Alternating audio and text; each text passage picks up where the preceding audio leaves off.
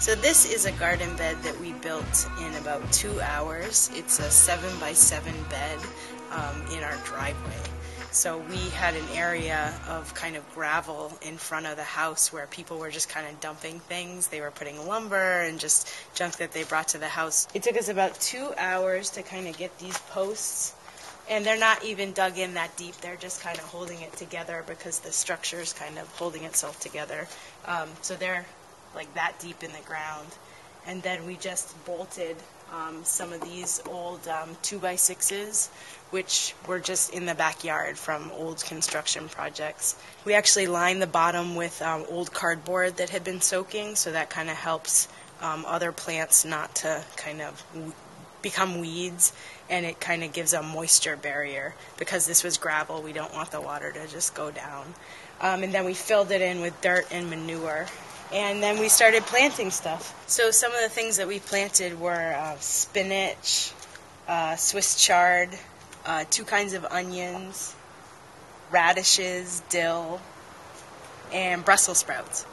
So the cool thing about this is that it's only 7x7, so that's 14 square feet, and you can see that it's in a pretty small space and it's growing a lot of food. So a lot of the yards that we see in our neighborhood, we live in a suburban neighborhood, are pretty empty. There's a lot of grass and a lot of shrubs, and some people even have gravel front yards. And it's actually amazing how easy it is to just water these things and pluck food from them every once in a while too. So it's not like super high maintenance. I mean, we probably water it as much as people water their lawns, and we can eat from it. It's been about 2 months since we started growing stuff in the garden.